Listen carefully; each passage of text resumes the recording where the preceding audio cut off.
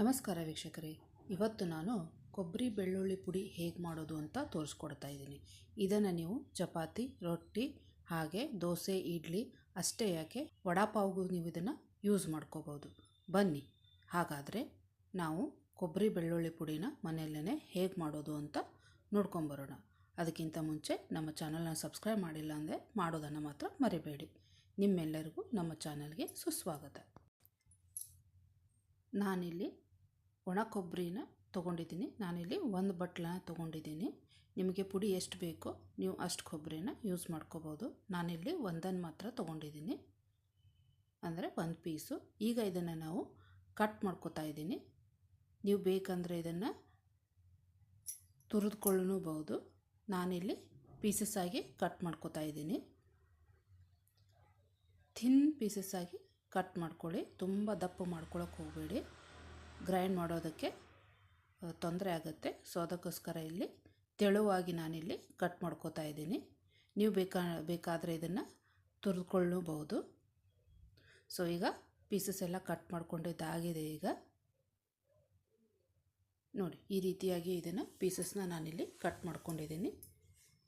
ಈಗ ನಾವು ಇದನ್ನು ಒಂದು ಮಿಕ್ಸರ್ ಜಾರ್ಗೆ ಹಾಕ್ಕೋಬೇಕು. ನಿಮಗೆ ಹೇಗೆ ಅನುಕೂಲ ಆಗುತ್ತೋ ಆ ರೀತಿ ನೀವು ಇದನ್ನು ಕಟ್ ಮಾಡ್ಕೊಳ್ಳಿ ಅಥವಾ ತುರಿದುಕೊಳ್ಳಿ. ನಿಮ್ಗೆ ಯಾವ್ದು ಬೇಕೋ ಅದನ್ನು ನೀವು ಮಾಡ್ಕೋಬೋದು. ಹಾಗೆ ಇದಕ್ಕೆ ನಾನಿಲ್ಲಿ ಒಂದು 6 ಬೆಳ್ಳುಳ್ಳಿ ಹೆಸರುಗಳನ್ನು ಹಾಕೋತಾ ಇದ್ದೀನಿ. ಹಾಗೆ 2.5 ಚಮಚದಷ್ಟು ನಾನಿಲ್ಲಿ ಅಚ್ಚ ಖಾರದ ಪುಡಿನ ಹಾಕೋತಾ ಇದ್ದೀನಿ. ನಿಮಗೆ ಖಾರ ಎಷ್ಟು ಬೇಕೋ ಅದಕ್ಕೆ ತಕ್ಕಾಗೆ ನೀವು ಖಾರದ ಪುಡಿನ ಹಾಕ್ಕೋಬೇಕಾಗತ್ತೆ. ಈಗ ಇದಕ್ಕೆ ನಾನು ರುಚಿಗೆ ತಕ್ಕಷ್ಟು ಉಪ್ಪನ್ನ ಹಾಕೋತಾ ಇದ್ದೀನಿ. ನಾನಿಲ್ಲಿ 1.5 ಚಮಚದಷ್ಟು ಉಪ್ಪನ್ನ ಉಪಯೋಗಿಸಿದ್ದೀನಿ. ಈಗ ಇದನ್ನು ನಾವು ರುಬ್ಕೋಬೇಕು. ಪುಡಿ ಆಗುವವರೆಗೂ ಇದನ್ನು ಚೆನ್ನಾಗಿ ನುಣ್ಣಗೆ ನಾವು ಇದನ್ನು ರುಬ್ಕೋಬೇಕಾಗುತ್ತೆ. ನಾನಿಲ್ಲಿ ರುಬ್ಕೊಂಡ್ಮೇಲೆ ಹೇಗಾಗಿದೆ ಅಂತ ತೋರಿಸ್ತಾ ಇದ್ದೀನಿ ನೋಡಿ. ಈ ರೀತಿಯಾಗಿ ಅದು ಆಗಬೇಕು. ಅಲ್ಲಿವರೆಗೂ ನೀವು ಅದನ್ನು ಗ್ರೈಂಡ್ ಮಾಡ್ಕೋಬೇಕಾಗತ್ತೆ. ನೋಡಿ, ಈ ರೀತಿಯಾಗಿ ಪುಡಿ ಆಗಬೇಕು. ಅದು ತರಿಯಾಗೇ ಇರುತ್ತೆ. ಇದು ತುಂಬ ಪೌಡ್ರ್ ಏನಾಗಲ್ಲ. ಈ ರೀತಿಯಾಗಿ ತರಿಯಾಗಿಯೇ ಇರುತ್ತೆ. ಮತ್ತು ಈ ರೀತಿಯಾಗಿ ಇರಬೇಕು, ಅಂದಾಗೆ ಅದರದ್ದು ಟೇಸ್ಟ್ ಬರೋದು.